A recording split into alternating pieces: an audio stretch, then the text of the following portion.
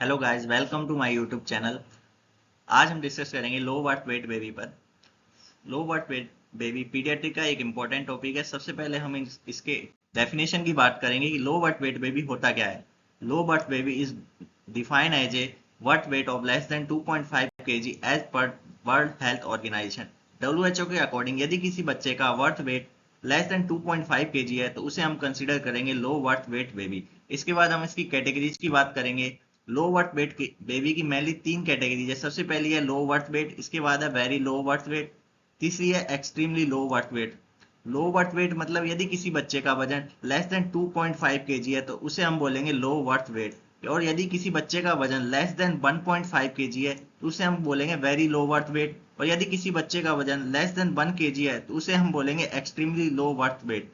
इसके इसके बाद हम बात करेंगे कॉजेज की कि एलबीडब्ल्यू बेबी के क्या क्या कारण हो सकते हैं। सबसे पहला है मैटरनल कॉज। मैटरनल कॉज मतलब कि मदर के अंदर क्या कारण हो सकते हैं जिसके कारण कि एलबीडब्ल्यू बेबी हो रहा है। सबसे पहला है मैटरनल एज। यदि कोई फीमेल एडोलसेंट एज में प्रेगनेंसी कंसीव कर रही है तो उस फीमेल में चांसेस होते हैं एलबीडब्ल्यू बेबी होने के।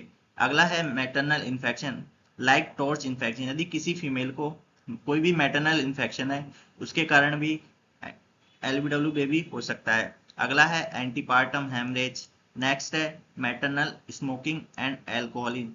यदि कोई फीमेल प्रेगनेंसी के दौरान कोई स्मोकिंग कर रही है या फिर अल्कोहल ले रही है तो उस फीमेल में भी चांसेस होते हैं एलबीडब्ल्यू होने के। अगला है nutritional deficiency and under nutrition and over nutrition.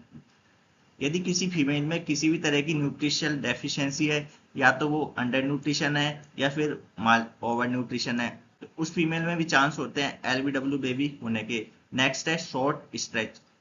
इसका मतलब है कि यदि किसी फीमेल की हाइट लेस देन 150 सेंटीमीटर है और उसका weight 80% of standard weight for height, मतलब कि उसकी हाइट के अकॉर्डिंग जो वेट होना चाहिए उसके 80% से यदि कम है तो उस फीमेल में भी एलबीडब्ल्यू बेबी हो सकता है। नेक्स्ट है medical condition during pregnancy like pre eclampsia और एक्लैम्सिया। यदि किसी फीमेल को प्री एक्लैम्सिया है, मतलब कि उसकी प्रेगनेंसी के दौरान हाइपरटेंशन है, या फिर एक्लैम्सिया प्रेगनेंसी में यदि उसे सीजर आते हैं तो उस कंडीशन में भी एलबीडब्ल्यू बेबी हो सकता है। नेक्स्ट हम बात करते हैं फीटल कोज के बारे में कि फीटल में क्या क्या कोज हो सकते हैं जिसके कारण कि एलबीडब्ल्यू बेबी हो सकता है। पहला है मल्टीपल प्रेगनेंसी। यदि प्रेगनेंसी मल्टीपल है, मतलब कि एक से ज्यादा यदि फीटस है तो उसके कारण भी एलबीडब्ल्यू बेबी हो सकता है। नेक्स्ट है फीटल डिस्ट्रेस और हाइपोक्सिया। यदि फीटल को हाइपोक्सिया है तो उसके कारण भी एलबीडब्ल्यू बेबी हो सकता है। नेक्स्ट है आरएच इनकम्प्लिटिविटी और हाइड्रोसिपेलस। यदि आरएच इनकम्पिटिबिलिटी है और हाइड्रोसिपेलस है तो उस केस में भी एलबीडब्ल्यू बेबी हो सकता है। नेक्स्ट है सीवियर कार्डियक इलनेस। यदि फीटस को कोई सीवियर कार्डियक इलनेस है उसके कारण भी एलबीडब्ल्यू बेबी हो सकता है।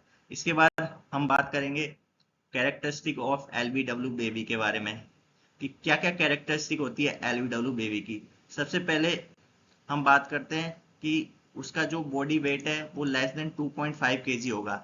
इसके बाद जो बेबी है look much smaller than the normal birth weight baby. जो बेबी है वो छोटा दिखाई देगा हमें नॉर्मल बेबी की तुलना में। इसके बाद नेक्स्ट है a low birth weight baby head look relatively larger than rest of the body. जो लो बर्थ वेट बेबी है उसका जो हेड है वो हमें लार्ज दिखाई देगा उसकी रेस्ट ऑफ बॉडी की तुलना में। नेक्स्ट है general activities of baby are poor with incomplete reflexes such as sucking reflex and swallowing reflex. इसका मतलब है कि जो बेबी की जो एक्टिविटी है वो बहुत पुअर होगी और उसके जो रिफ्लेक्स है वो कंप्लीट नहीं होंगे, जैसे कि जो सकिंग रिफ्लेक्स है और जो स्वेलिंग रिफ्लेक्स है वो उसमें नहीं होगा। नेक्स्ट है eyes remain close and ear cartilage are soft not fully develop. जो बच्चे की जो आईज है वो हमेशा क्लोज रहेगी और जो उसकी ईयर कार्टिलेज है वो सॉफ्ट रहेगी और उसका जो फुल्ली डेवलपमेंट नहीं होगा। नेक्स्ट है skin are thin and shiny pink there is no subcutaneous fat. इसका मतलब है कि जो उस बच्चे की जो स्किन होगी वो थिन होगी, शाइनी होगी और पिंक कलर की होगी और उसमें जो सबक्यूटेनियस फैट है वो नहीं होगा। ठीक है। इसके बाद है genitals in male baby testis are not descended into scrotum. मतलब कि जो लो बर्थ वेट बेबी होता है उसके जो जेनाइटल हम बात करते हैं मेल बेबी की तो उसमें ना हो सकता है कि वो टेस्टिस के अंदर स्क्रोटम के अंदर डिसेंड ही ना हो। इसके बाद है जेनाइटस इन फीमेल बेबी। जो फीमेल बेबी है उसके अंदर क्या होगा कि लेबिया माइनोरा है वो एक्सपोज होगी, और जो लेबिया मेजोरा है वो वाइडली स्प्रेड होगी। ठीक है। इसके बाद हम बात करते हैं कि some danger sign of LBW. LBW के क्या क्या साइन हो सकते हैं। ठीक है। सबसे पहला है रिफ्यूजल ऑफ फीडिंग, वो फीडिंग के लिए मना करेगा। दूसरा है हाइपोथर्मिया, हाइपोथर्मिया होगा मतलब कि उसका जो बॉडी टेम्परेचर है वो कम होगा। नेक्स्ट है साइनोसिस, साइनोसिस मतलब कि जो उसकी जो बॉडी है वो ब्लू कलर की दिखाई देगी। नेक्स्ट है ग्रंटिंग, ग्रंटिंग का मतलब होता है कि जो बच्चा जब सोएगा तो ग्रंटिंग साउंड है एक, तो बच्चा जब स्लीप करेगा तो हमें ग्रंटिंग साउंड आएगा। नेक्स्ट है एपनिया, उसमें एपनिया होगा। नेक्स्ट देखने को मिलेगा एब्डोमिनल डिस्टेंशन। इसके बाद है एनीमिया और फिर सीजर। इसके अलावा टैकिकार्डिया मतलब कि उसकी जो हार्ट रेट है वो बढ़ी हुई दिखाई देगी। और हाइपोक्सिया, हाइपोक्सिया मतलब उसकी जो ऑक्सीजन है सेचुरेशन है वो कम होगा। ठीक है। इसके बाद हम बात करते हैं कॉम्प्लिकेशन ऑफ एलबीडब्ल्यू की, जो बच्चा एलबीडब्ल्यू उसमें क्या क्या कॉम्प्लिकेशन हो सकते हैं। सबसे पहला है हायर चांसेस ऑफ इन्फेक्शन, कि जो एलबीडब्ल्यू जो बेबी होता है उसमें इन्फेक्शन के चांसेस बहुत ज़्यादा होते हैं। दूसरा है ग्रोथ रिटार्डेशन, मतलब कि जो बच्चा है वो सही तरीके से ग्रोथ नहीं कर पाएगा। अगला है न्यूरोलॉजिकल इम्पेयरमेंट, इसका मतलब है कि बच्चे में कोई ना कोई न्यूरोलॉजिकल इम्पेयरमेंट होगा, जैसे कि उसमें सीजर आते होंगे या फिर अदर कोई भी डिजीज हो सकती है। इसके अलावा नेक्स्ट है एनीमिया, बच्चे में एनीमिया भी हो सकता है। नेक्स्ट है जॉइंटिस, एलबीडब्ल्यू बेबी में जॉइंटिस भी हो सकता है। इसके बाद हम बात करेंगे मैनेजमेंट ऑफ एलबीडब्ल्यू की, कि जो एलबीडब्ल्यू उसका क्या मैनेजमेंट हो सकता है। तो हम कुछ पॉइंट्स के बारे में बात करेंगे। सबसे पहला है care of body at care of baby at birth. इसके बाद है अप्रोप्रिएट प्लेस फॉर केयर।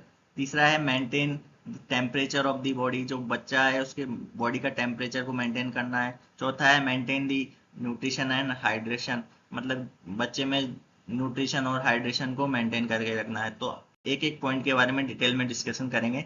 सबसे पहला पहला है care of baby at birth.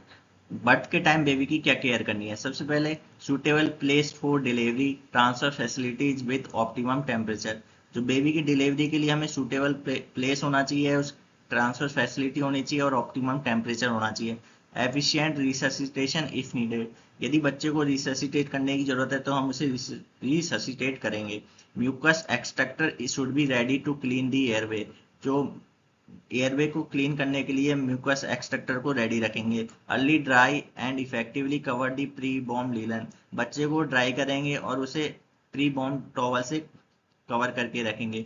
Tube umbilical cord cut and apply clamp because delay clamping can leads to hypervolemia, जो बच्चे की अम्बिलिकल कॉर्ड है उसको जल्दी से कट करेंगे क्योंकि जो डिले क्लैंपिंग है उस हाइपरबोलिमिया कॉज कर सकती है। एडमिनिस्ट्रेशन विटामिन के 0.5 mg, और विटामिन के एडमिनिस्ट्रेट करेंगे 0.5 mg। इसके बाद नेक्स्ट है अप्रोप्रिएट प्लेस फॉर केयर, कि बच्चे की केयर के लिए क्या अप्रोप्रिएट प्लेस होना चाहिए। यदि बच्चे का वजन मोर देन 1800 ग्राम है तो हम उसे होम केयर प्रोवाइड कर सकते हैं, और यदि बच्चे का वजन 1500 ग्राम से 1800 ग्राम के बीच में है तो हम उसे सेकेंडरी लेवल की केयर प्रोवाइड करते हैं पीडियाट्रिक वार्ड के अंदर। और यदि बच्चे का वजन लेस देन 1500 ग्राम है तो हम उसे एनआईसीयू में केयर प्रोवाइड करेंगे। ठीक है। इसके बाद